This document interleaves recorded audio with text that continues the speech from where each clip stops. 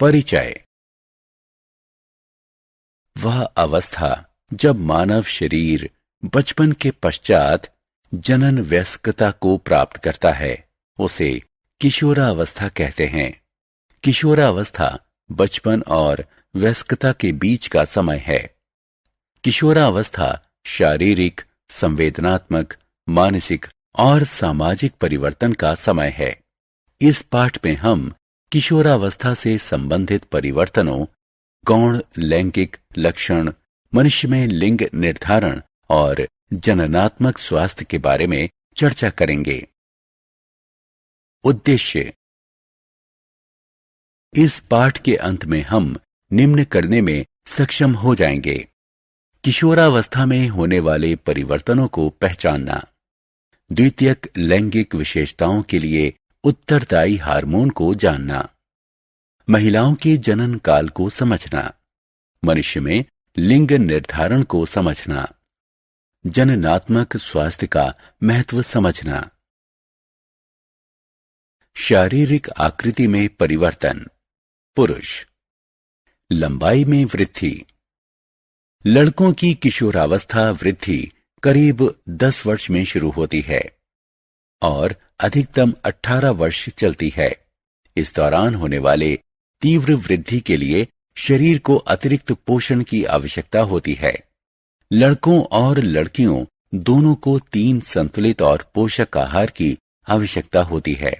उन्हें स्वास्थ्यप्रद आहार लेना चाहिए।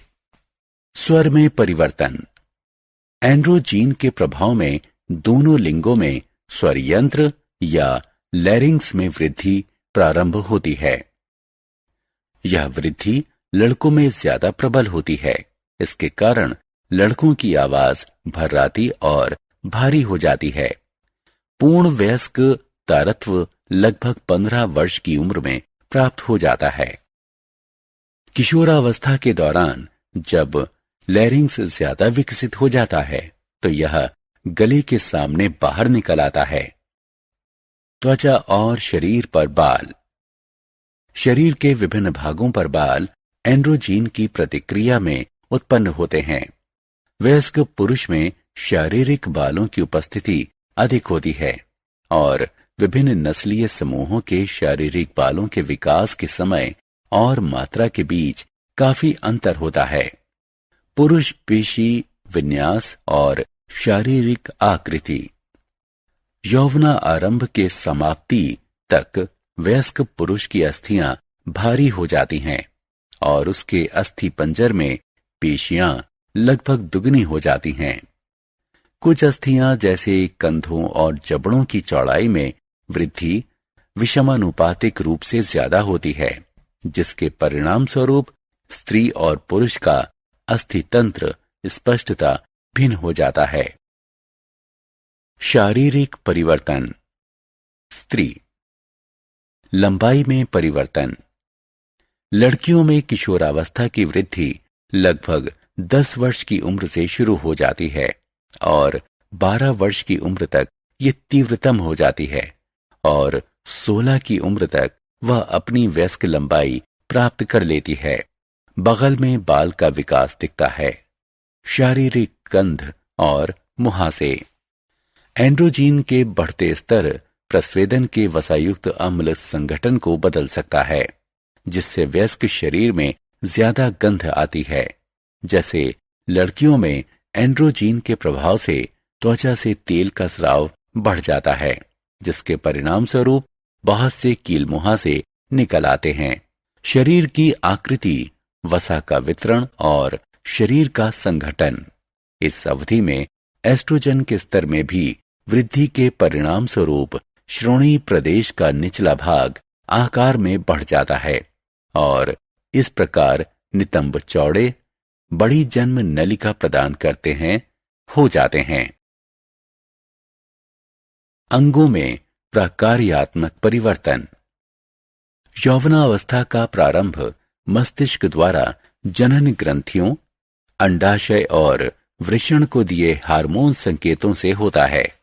इसी प्रतिक्रिया में जनन ग्रंथियां विभिन्न प्रकार के हार्मोन उत्पन्न करती हैं, जो मस्तिष्क अस्थियों, पेशियों, त्वचा, स्तन और जनन अंगों के विकास, प्रकार्य या कायांतरण को प्रेरित करता है। वृषण, पुरुष जनन अंग, शुक्राणु उत्पादन प्रारंभ कर देता है और अंडाशय, स्त्री जनन अंग, आकार में बढ़ जाता है और अंडाणु परिपक्व होने लगते हैं। स्त्री के यौवनारंभ ऋतुस्राव का होना भी शामिल है। गौण लैंगिक लक्षण, किशोरावस्था के आगमन पर शारीरिक बनावट में भी अचानक परिवर्तन आ जाते हैं। ध्वनि में परिवर्तन, पुरुषों में दाढ़ी और मूछ एवं मुहासों का दिखना, महिला में लंबाई और कील मुहासों का बढ़ना इत्यादि कुछ गौण लैंगिक लक्षण हैं। गौण लैंगिक लक्षण पुरुष और स्त्री की बनावट को स्पष्ट रूप से भिन्न बनाते हैं। ये लक्षण किशोरावस्था में यौवन आरंभ के समय प्रारंभ होते हैं। पुरुष और स्त्रियों में गौण लैंगिक लक्षणों की अभिव्यक्ति। स्तन का विकास, ध्वनि का तारत्व या चेहरे के बाल जैसे लक्षण एक लिंग को दूसरे से भिन्न बनाते हैं। इन लक्षणों का दिखना हार्मोन स्राव के कारण होता है। हार्मोन अंतःस्रावी ग्रंथियों द्वारा स्रावित रासायनिक पदार्थ होते हैं। पुरुषों में टेस्टोस्टेरोन और स्त्रियों में एस्ट्रोजन हार्मोन गौण लैंगिक लक्षणों के प्रारंभ होने का कारण होता है। टेस्टोस्टेरोन शामिल है अस्थियों के अतिरिक्त घनत्व में, अंगों के बड़े आकार में, ऊपरी पेशियों के द्रव्यमान में, मोटे बालों की वृद्धि में, कंधे की अस्थियों और अस्थि पंजर के चौड़े होने में, बड़ा स्वर यंत्र, फलस्वरूप भारी स्वर, पुरुष जनन अंगों का विकास।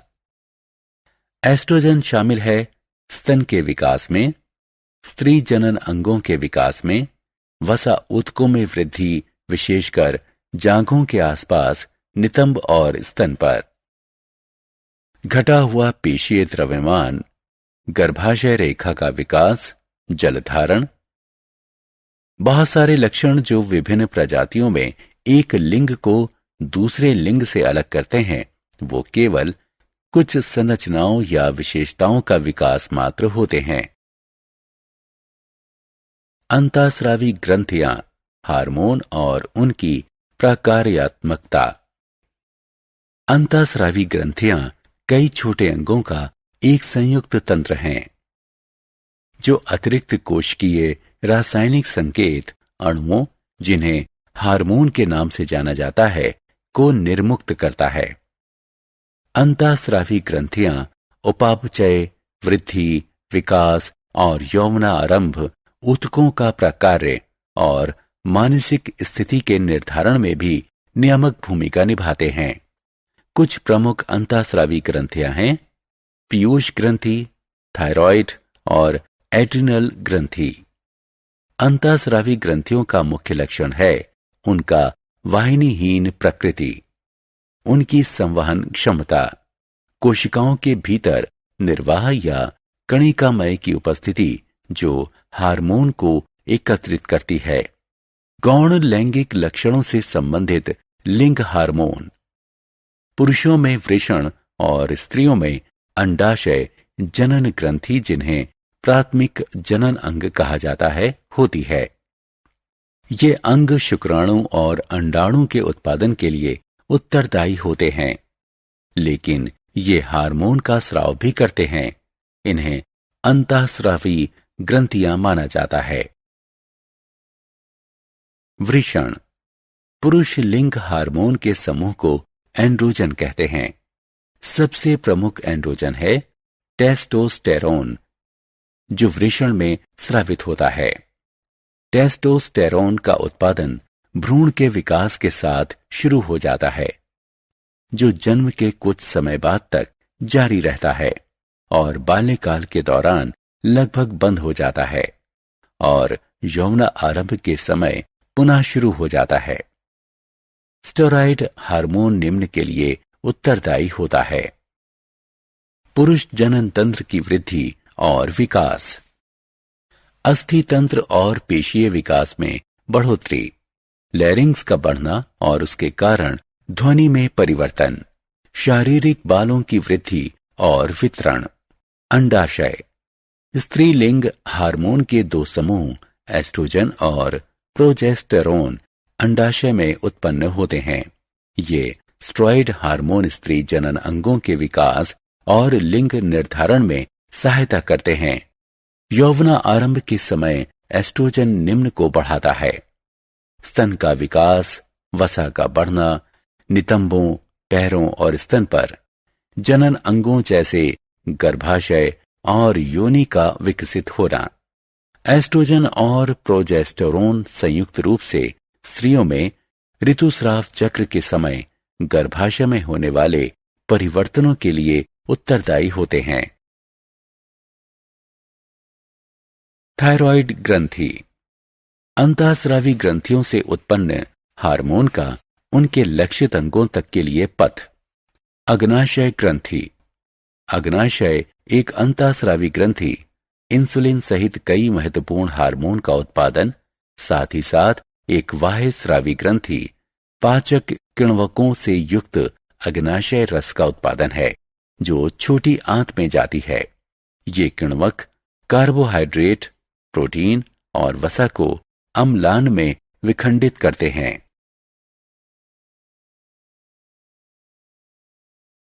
एड्रिनल ग्रंथि, एड्रिनल ग्रंथि जिसे सुप्रारेनल ग्रंथि भी कहते हैं, त्रिभुजाकार अंतःस्रावी ग्रंथियां होती हैं जो वृक्क के ऊपर स्थित होती हैं। ये एड्रीनैलिन के माध्यम से तनाव के संयोजन के लिए उत्तरदायी होती हैं।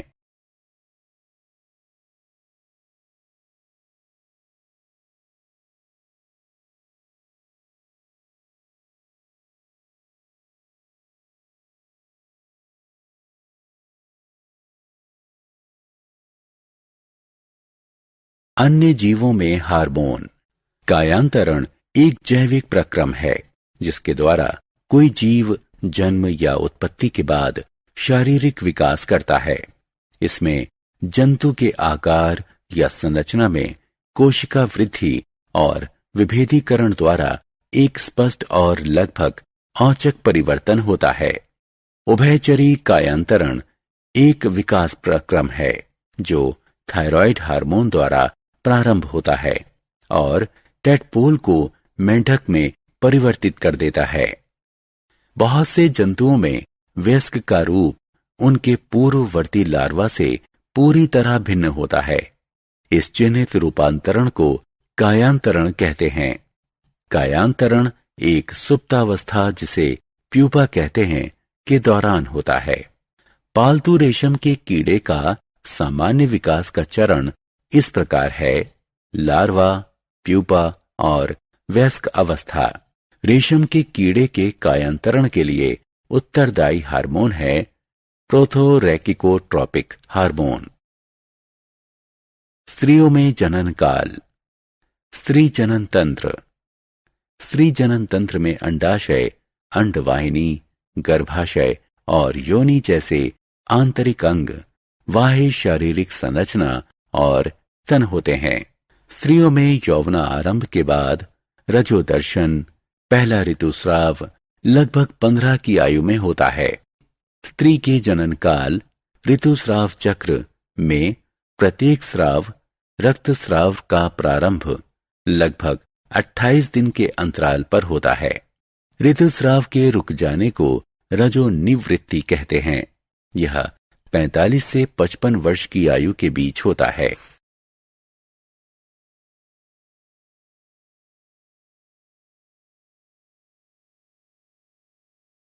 मनुष्य में लिंग निर्धारण। किसी व्यक्ति के लिंग का निर्धारण गुणसूत्रों के माध्यम से किया जाता है। एक सामान्य मनुष्य में गुणसूत्रों के 23 जोड़े होते हैं। इनमें से 22 जोड़े ऑटोजोम होते हैं जो शरीर के लक्षणों के लिए उत्तरदायी होते हैं, और एक जोड़ा लिंग सूत्र होता है जो किसी व्यक्ति का लिंग निर्धारण करता है। पुरुष में XY गुणसूत्र होते हैं और स्त्री में XX गुणसूत्र होते हैं। स्त्रियों में 2X गुणसूत्र होते हैं भौतिक और शारीरिक आवश्यकताएं। एक संतुलित आहार में कार्बोहाइड्रेट, प्रोटीन, वसा, विटामिन, खनिज लवण और रेशे अवश्य होने चाहिए। इसमें ये सभी चीजें सही अनुपात में होनी चाहिए।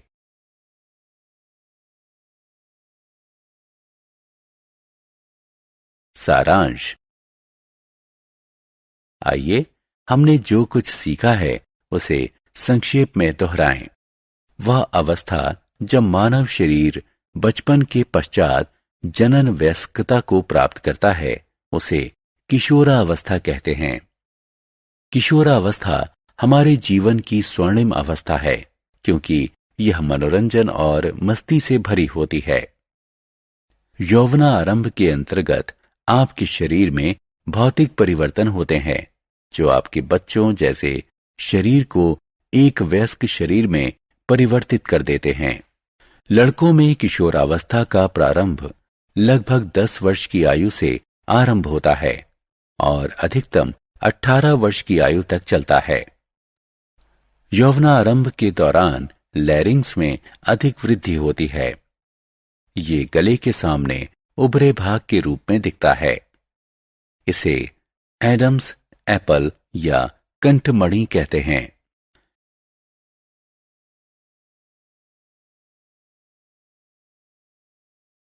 लड़कियों में किशोरावस्था का प्रारंभ लगभग 10 वर्ष की आयु में हो जाता है। 12 वर्ष की आयु में यह तीव्रतम होता है और 16 वर्ष की आयु तक वे अपनी पूर्ण लंबाई प्राप्त कर लेती हैं। पुरुषों में दिखने वाले गौण लैंगिक लक्षणों को आरंभ करने के लिए टेस्टोस्टेरोन हार्मोन उत्तरदायी होता है। स्त्रियों में दिखने वाले गौण लैंगिक लक्षणों को आरंभ करने के लिए एस्ट्रोजन हार्मोन उत्तरदायी होता है। अंतःस्रावी ग्रंथियां कई छोटे अंगों का एक संयुक्त तंत्र हैं जो अतिरिक्त कोशिकीय रासायनिक संकेत अणुओं जिन्हें हार्मोन के नाम से जाना जाता है उसको निर्मुक्त करता है। पुरुषों में वृषण और स्त्रियों में अंडाशय जनन ग्रंथि प्राथमिक जनन अंग होती है।